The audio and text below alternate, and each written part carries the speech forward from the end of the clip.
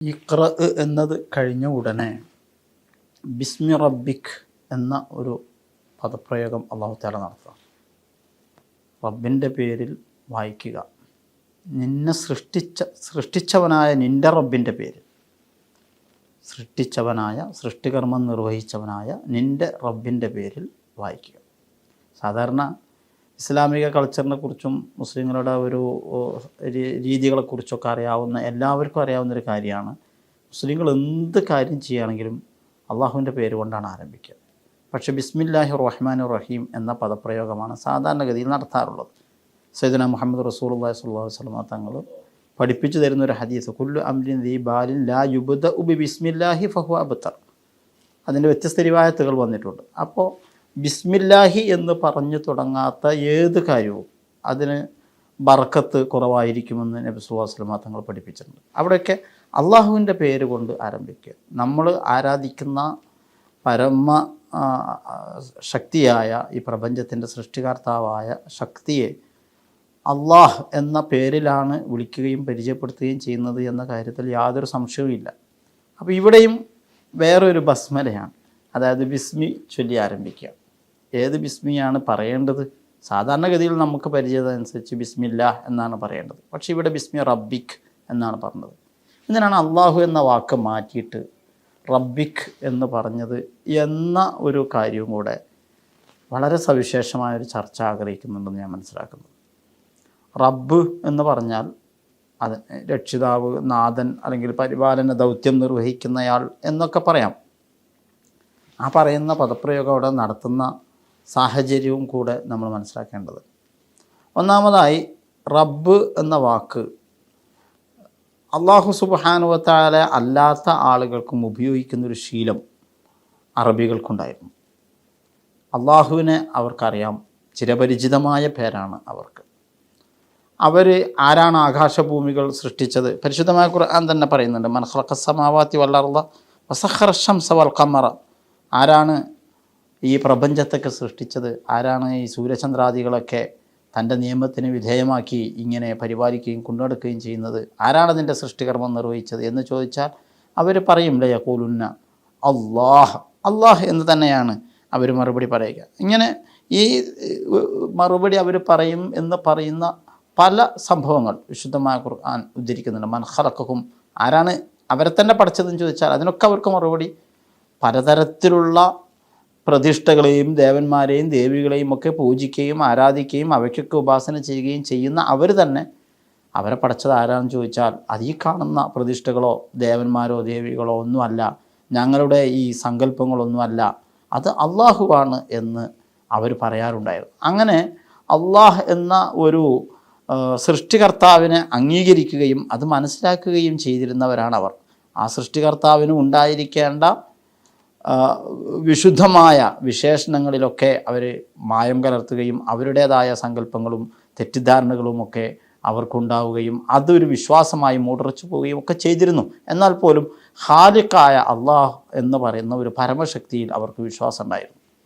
അവിടെ ഉണ്ടായിരുന്ന ബഹുദൈവ വിശ്വാസികളുടെ പൊതു സ്വഭാവം എടുത്തു നോക്കിയാൽ അവർ പലപ്പോഴും ഒന്നുകിൽ അള്ളാഹുവിനെ മാത്രം ആരാധിച്ചു വരുന്നവരോ അല്ലെങ്കിൽ അള്ളാഹുവിനോട് കൂടെ കുട്ടി ദൈവങ്ങളെയോ അല്ലെങ്കിൽ അള്ളാഹുവിന് സന്താനങ്ങളുണ്ടെന്ന് വിശ്വസിക്കുകയോ ഒക്കെ ചെയ്തിരുന്നവരായിരുന്നു എന്നൊക്കെ മഹാന്മാരായ ഉലമാ തന്നെ രേഖപ്പെടുത്തി വെച്ച് നമുക്ക് കാണാൻ കഴിയും. അപ്പോൾ ഞാൻ പറഞ്ഞു വരുന്നത്, അള്ളാഹ് എന്ന പേര് അവർക്ക് സുപരിചിതമാണ്. എന്നിട്ടും റസൂലുള്ളാഹി സ്വല്ലല്ലാഹു അലൈഹി വസല്ലം തങ്ങൾ വായിക്കാൻ അവിടുത്തോട് ആഹ്വാനം ചെയ്യുന്ന ആ ആയത്ത് അവതരിപ്പിക്കുമ്പോൾ ബിസ്മില്ലാഹ് എന്നല്ല പറയുന്നത്, ബിസ്മി റബ്ബിക് എന്നാണ് പറയുന്നത്. അതെന്തുകൊണ്ടാണെന്ന് ചോദിച്ചാൽ അള്ളാഹു അല്ലാത്ത തങ്ങളുടെ പ്രതിഷ്ഠകൾ, ഇപ്പോൾ ഉദാഹരണത്തിന് സുവാ, ബുദൈൽ ഗോത്രക്കാർ അവരൊരു പ്രതിഷ്ഠയായി ഒരു ദേവിയായി കൊണ്ടു നടന്നിരുന്ന ഒരു ഉഗ്രരൂപിണിയാണ് സുവാ. അതുപോലെ ഖുറൈശികളുടെ ഇഷ്ടദേവതയാണ് ഉസ്സ. ഇങ്ങനെ ലാത്ത, മനാത്ത്, ഇങ്ങനെ തുടങ്ങി ധാരാളം ആളുകൾ. അപ്പോൾ ഈ പ്രതിഷ്ഠകളെയൊക്കെ അവർ റബ്ബുകളായിട്ടാണ് കണ്ടിരുന്നത്. ജഅലൂ ലില്ലാഹി അർബാബൻ മിൻ ദൂനിഹി, അള്ളാഹു അല്ലാത്ത കുറേ റബ്ബുമാരുണ്ട് എന്ന വിശ്വാസമാണ് അവർക്കുണ്ടായിരുന്നത്. എന്നാൽ ആ ഒരു മലീമസമായ വിശ്വാസത്തിൽ ആ സമൂഹം മുന്നോട്ട് പോകുന്ന കാലത്തും സയ്യിദുനാ മുഹമ്മദ് റസൂലുള്ളാഹി സ്വല്ലല്ലാഹു അലൈഹി വസല്ലം ഇബ്രാഹിമി മില്ലത്തിൻ്റെ തുടർച്ചയായി അവരുടെ ഇടയിൽ നിലനിന്ന് പോന്നിരുന്ന ഏകനായ അള്ളാഹുവിനെ മാത്രം വിശ്വസിക്കുകയും ആരാധിക്കുകയും ചെയ്തു പോന്നതാണ്. അബ്ദുൽ മുത്തലിബിൻ്റെ കവിതകൾ നമ്മൾ കേട്ടിട്ടുണ്ട്, അബൂ ത്വാലിബിൻ്റെ കവിതകൾ നമ്മൾ കേട്ടിട്ടുണ്ട്. അവരൊക്കെ അള്ളാഹുവിനെ മാത്രം ആരാധിക്കുകയും അള്ളാഹുവിനെ മാത്രം വിളിച്ച് ദുആ ചെയ്യുകയും ഒക്കെ ചെയ്യുന്ന വാക്യങ്ങൾ നമുക്ക് പരിചിതമാണ്. ഇതുപോലെ നമുക്കറിയാം നബി സല്ലല്ലാഹു അലൈഹി വസല്ലമ തങ്ങൾക്ക് വഹി ലഭിക്കുന്നതിന് മുമ്പുള്ള 6 മാസത്തോളം കാലം ഹിറാ ഗുഹയിൽ ഏകാന്തനായി ഇബാദത്ത് ചെയ്തിരുന്നത് അള്ളാഹ് എന്ന് പറയുന്ന ഒരേ ഒരു സൃഷ്ടികർത്താവിന് മാത്രം ഇബാദത്തുകൾ ചെയ്യുക എന്നുള്ളതാണ്.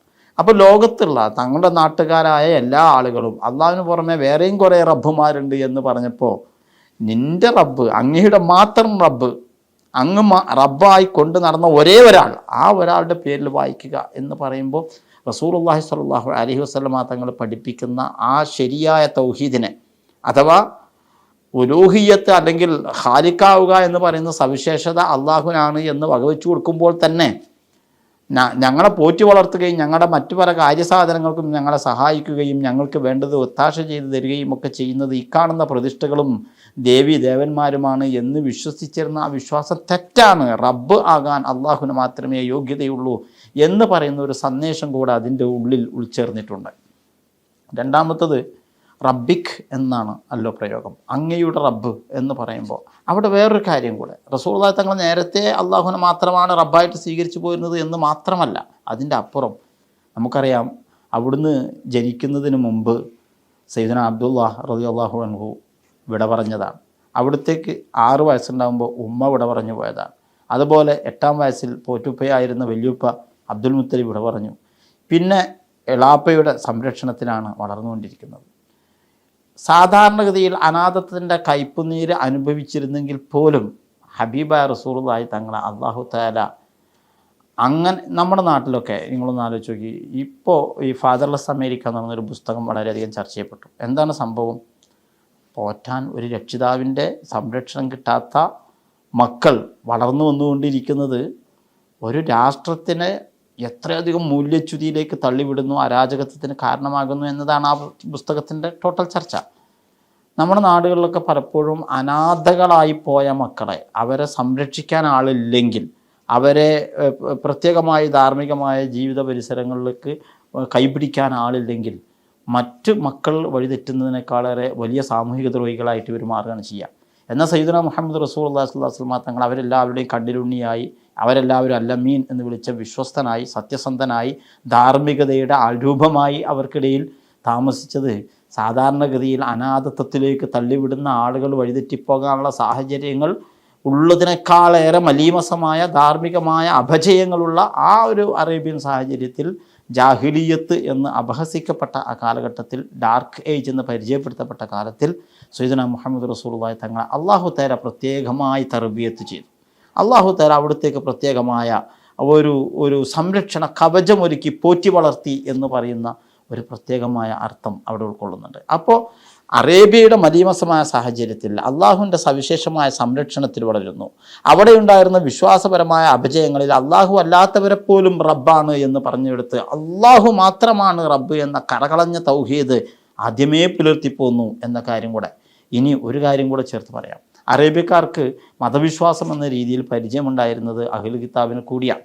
നേരെ മക്കയിൽ അഹ്ലു കിതാബ് ഒരു കുടുംബമായി അല്ലെങ്കിൽ ഒരു സാമൂഹികതയുടെ ഭാഗമായി അവിടെ കൂട്ടമായി താമസിച്ചില്ലായിരുന്നെങ്കിൽ പോലും അവരുടെ റിഹിലത്തുഷിത്ത വസ്വൈഫ്, അവരുടെ ഉഷ്ണകാലത്തും ശൈത്യകാലത്തും അവർ നടത്തിയിരുന്ന കച്ചവട യാത്രകളിൽ വേദക്കാരുമായി അവർ നിരന്തരം ഇടപഴകുന്നുണ്ടായിരുന്നു. അവരുടെ ഒരു വിശ്വാസ സംഹിതയും അവരുടെ വിശ്വാസങ്ങളും മറ്റുമൊക്കെ ഇങ്ങോട്ടും അവർക്ക് പരിചിതമുണ്ടായിരുന്നു. ഉമയ്യത്തിനെ പോലെ പല ആളുകളും അവിടുന്ന് കേട്ട കഥകളെല്ലാം ഇവിടെ വന്ന് പറയുന്ന സാഹചര്യങ്ങൾ ധാരാളം നമ്മൾ വായിക്കുന്നുണ്ട്. ബർക്കത്ത് ബിൻ നൗഫൽ റളിയല്ലാഹു അൻഹു, അദ്ദേഹം അള്ളാഹുവിൻ്റെ ഏകത്വത്തിൽ വിശ്വസിക്കുന്ന ഇബ്രാഹിം മില്ലത്തിൻ്റെ ശരിയായ പാത തേടിപ്പോവുകയും അവസാനം അഹ്ലു കിതാബിൻ്റെ വിശ്വാസ സംഹിതകൾ സ്വീകരിച്ച് അവരുടെ വേദങ്ങളെല്ലാം ഇവർക്ക് പരിചയപ്പെടുത്തി കൊടുക്കുന്ന തരത്തിൽ മക്കയിലേക്ക് തന്നെ തിരിച്ചു വരികയും അന്ത്യപ്രവാചകത്വം മക്കയിലാണ് ഉണ്ടാവുക എന്ന തിരിച്ചറിവിൽ അവിടെ താമസമാക്കുകയൊക്കെ ചെയ്യുന്ന കഥകളൊക്കെ നമ്മൾ പലതവണ കേട്ടിട്ടുള്ളതാണ്. ആ രീതിയിൽ അവർക്ക് ചിരപരിചിതമാണ് അഹ്ലു കിതാബ് എന്ന് പറയുന്നത്. അവരെ സംബന്ധിച്ചിടത്തോളം ഏകദൈവത്തിൻ്റെ അല്ലെങ്കിൽ നമ്മൾ അള്ളാഹു എന്ന് വിളിക്കുന്നതിന് പകരമായി പൂർവ്വവേദങ്ങളിലുണ്ട് എന്ന് അവർ പരിചയപ്പെടുത്തിക്കൊണ്ടിരിക്കുന്നത് ആ ദൈവത്തിനെ എങ്ങനെ വിളിക്കണമെന്ന് അവർക്ക് അറിഞ്ഞുകൂടാ. 4 അക്ഷരങ്ങളാണ് അവിടെ ഉള്ളത്: യോദ്, ഹെ, വോവ്, ഹെ. ഇതിനെ കൂട്ടി യാഹ്വേ എന്ന് വായിക്കണോ യഹോവ വായിക്കണോ അങ്ങനെയൊക്കെ, അതല്ലെങ്കിൽ വായിക്കാതെ പലപ്പോഴും ആ പദം എന്താണെന്ന് വായിക്കാൻ അറിയാത്തത് കൊണ്ടും അതിനോടുള്ള ബഹുമാനം കൊണ്ടും ആ പദം എത്തുമ്പോൾ, ഇപ്പോൾ നമ്മൾ ബിസ്മില്ലാഹിർ റഹ്മാനിർ റഹീം എന്നുള്ളിടത്ത് അള്ളാഹ് എന്നുള്ള വാക്കിന് പകരം വേറെ എന്തെങ്കിലും വായിച്ചു പോയാൽ എങ്ങനെ ഉണ്ടാവും? ആ രീതിയിൽ ജൂതന്മാരൊക്കെ തൗറാത്തൊക്കെ വായിക്കുന്ന സമയത്ത് അവർ ചെയ്തു പോരുന്നതെന്ന് വെച്ചാൽ ഈ യോദ് ഹെ വോവ് ഹെ എന്ന സ്ഥലം എത്തുമ്പോൾ, അത് 4 അക്ഷരങ്ങളാണ്, ആ പദത്തിന് യഹോവ എന്നോ യാഹ്വേ എന്നോ വായിക്കാതെ അദോനായ് എന്ന് വായിച്ചു പോവുകയാണ് ചെയ്യുക. അതെന്തോ ആവട്ടെ, ഞാൻ ആ വിഷയത്തിലേക്ക് പോകുന്നില്ല. ആ ടെട്രാഗ്രമാറ്റൻ വായിക്കേണ്ടത് എങ്ങനെ എന്നതല്ല എൻ്റെ ചർച്ച. അത് അറബി ഭാഷയിലേക്ക് അവർ തന്നെ ട്രാൻസ്ലേറ്റ് ചെയ്തപ്പോഴൊക്കെ അവർ ഉപയോഗിച്ചിട്ടുള്ള വാക്ക് അള്ളാഹ് എന്നാണ്. അള്ളാഹ് എന്നാണ് അവർ ഉപയോഗിച്ച് പോകുന്നത്. ബൈബിളിലുടനീളം ഏകസത്യ ദൈവത്തിനെ അറബി ക്രിസ്ത്യാനികൾ വിളിച്ചു പോരുന്നത് ഇന്നും അവർ പരിചയപ്പെടുത്തിക്കൊണ്ടിരിക്കുന്നത്. നിലവിൽ മലേഷ്യൻ കോടതിയിൽ അവിടുത്തെ ക്രിസ്ത്യാനികൾ കൊടുത്ത ഒരു കേസ് ഉണ്ട്. എന്താണ്? ഞങ്ങളുടെ ദൈവത്തിനെയും അള്ളാഹ് എന്ന് വിളിക്കാൻ തന്നെ അനുമതി തരണം എന്നതാണ്. അത് മുസ്ലിങ്ങളുടെ മാത്രം ഒരു വിശ്വാസത്തിൻ്റെ ഭാഗമായി പോകാത്ത. അപ്പോൾ ഏകസത്യ ദൈവം എന്ന് പറയുന്നത് അവരും പരിചയപ്പെട്ട, വിശ്വസിച്ച, അവരും പറഞ്ഞുകൊണ്ടിരിക്കുന്ന ഏകസത്യ ദൈവത്തിൻ്റെ പേര് അള്ളാഹ് എന്നാണ്. എന്നാൽ ഈ ഇഞ്ചീലിൻ്റെ ഭാഗമാണ് എന്നൊക്കെ പറഞ്ഞ് പിതാവായ ഒരു ദൈവം മാത്രമേ ഉള്ളൂ. ആ പിതാവായ ഒരു ദൈവം എന്ന് പറയുന്നത് യാഹ്വയെ സംബന്ധിച്ചാണ് ഈ പറഞ്ഞുകൊണ്ടിരിക്കുന്നത്. അവിടുന്നാണ് എല്ലാറ്റിൻ്റെയും സൃഷ്ടാവ്. അവിടുത്തേക്ക് വേണ്ടിയാണ് നാം ജീവിക്കുന്നത്. ഒരു കർത്താവ് മാത്രമേ നമുക്കുള്ളൂ, യേശു ക്രിസ്തു. അപ്പം നമുക്കൊരു കർത്താവ് മാത്രം. ആ കർത്താവ് ആരാണ്? യേശു ക്രിസ്തു. അതിന് അറബി ബൈബിൾ കൊടുത്തത് റബ്ബുൻ വാഹിദുൻ ഹുവ യസ്ഉൽ മസീഹ്. അപ്പോൾ യേശു ക്രിസ്തു അല്ലെങ്കിൽ ഈസാ നബി അലൈഹി സ്വലാമിനെ റബ്ബ് എന്ന് പരിചയപ്പെടുത്തുകയാണ്. ഇലാഹ് എന്ന് പറയുന്ന ഒരാൾ, അള്ളാഹു എന്ന് പറയുന്ന സൃഷ്ടികർത്താവായ അള്ളാഹുവിനെ വേറെ തന്നെ പരിചയപ്പെടുത്തുമ്പോൾ റബ്ബാണ് യേശു എന്ന് പരിചയപ്പെടുത്തുന്ന ഒരു വിശ്വാസ സംഹിത അവിടെ നിലനിൽക്കുന്നുണ്ട്. ആ ഒരു സംവിധാനത്തെ കൂടി വളരെ ശുദ്ധമായ തൗഹീദിൻ്റെ കറകളഞ്ഞ ഒരു ആശയ സംസ്ഥാപനം ഒന്നാമത്തെ ആയത്തിൽ തന്നെ ഉൾക്കൊണ്ടിരുന്ന വരുമ്പോൾ എത്ര വലിയൊരു അത്ഭുതം എന്ന് ആലോചിച്ച് നോക്കുന്നത്. ഒക്കെ ഇഖ്റ ബിസ്മില്ലാഹ് എന്ന് പറഞ്ഞാൽ അള്ളാഹ് എന്ന് ഉപയോഗിക്കുന്ന ആളുകൾ അവിടെ വേറെയുണ്ട്. അള്ളാഹ് എന്ന് ഉപയോഗിക്കുന്ന ആളുകൾ വേറെയുണ്ട്. അവിടെ അഹ്ലുൽ കിതാബ് അള്ളാഹ് എന്ന് ഉപയോഗിക്കുന്നുണ്ട്. പക്ഷെ അവർ അള്ളാഹ് എന്ന് പറയുന്ന വിശ്വാസത്തെ അത് തൗഹീദിൽ നിന്ന് തസ്ലീസിലേക്ക് വഴിമാറ്റി വിട്ടവരാണ്. അപ്പുറത്ത് മുശ്രിക്കുകളുണ്ട്, അവർ അള്ളാഹുവിന് പുറമെ വേറെ റബ്ബുകളുണ്ട് എന്ന് പറഞ്ഞവരാണ്. യേശു ക്രിസ്തുവിനെ കുറിച്ച് റബ്ബ് എന്ന് പറയുന്നവരുണ്ട്, പക്ഷെ സൃഷ്ടികർത്താവല്ല എന്ന് പറയുകയാണ്. ഇവർ പ്രതിഷ്ഠകൾക്കൊക്കെ റബ്ബ് എന്ന് വിളിക്കുമ്പോഴും സൃഷ്ടികർത്താവല്ല എന്ന് പറയുകയാണ്. എങ്കിൽ അല്ലദീ ഖലഖ, സൃഷ്ടിച്ചവനായ അങ്ങയുടെ റബ്ബ് എന്ന് പറയുന്നതോടുകൂടി അള്ളാഹു മാത്രമാണ് റബ്ബ്. അഹ്ലുൽ കിതാബിൻ്റെ വിശ്വാസത്തിലുള്ള റബ്ബ് എന്ന കൽപ്പന അല്ലെങ്കിൽ ഒരു സങ്കല്പം ഈസാ അലൈഹി ഇസ്ലാമിലേക്ക് ആരോപിക്കുന്നത് ശരിയല്ല. അതുപോലെ മറ്റേതെങ്കിലും സൃഷ്ടിജാലങ്ങൾക്ക് റബ്ബ് എന്ന് പറയുന്ന ഒരു സ്ഥാനം കൊടുക്കുന്നത് ശരിയല്ല. അള്ളാഹു ആകുന്ന ഏകനായ റബ്ബ് എന്ന് പറഞ്ഞ കറകളഞ്ഞ തൗഹീദിൻ്റെ സംസ്ഥാപനം കൂടെ ബിസ്മി റബ്ബിക് എന്ന് പറയുന്ന പദപ്രയോഗത്തിലുണ്ട്. എത്ര മഹത്തരാണെന്ന് നോക്കണം. ആദ്യത്തെ വാക്കിൽ തന്നെ ലോകത്ത് വന്ന എല്ലാ നബിമാരും തൗഹീദ് പഠിപ്പിക്കാനാണല്ലോ വന്നത്. ആദ്യത്തെ വാക്യത്തിൽ തന്നെ വായന മാത്രമാണ് പറഞ്ഞിട്ടുള്ളതെന്ന് പലരും തെറ്റിദ്ധരിച്ചിട്ടുണ്ട്. എന്നാൽ അങ്ങനെയല്ല. ഒന്നാമത്തെ വാക്കിൽ തന്നെ തൗഹീദ് സ്ഥാപിക്കുകയും തൗഹീദിനെതിരെയുള്ള തെറ്റായ വിശ്വാസങ്ങളെ വകഞ്ഞു മാറ്റുകയും ആ കാര്യം ആഴത്തിൽ പഠിക്കുന്നതിന് പ്രപഞ്ച പുസ്തകത്തെയും നേരത്തെ ഉസ്താദ് പറഞ്ഞതുപോലെ ആ വായനയുടെ വിശാലമായ പ്രപഞ്ചത്തെ മുന്നിൽ തുറന്നു വെക്കുകയുമാണ് ചെയ്തത്.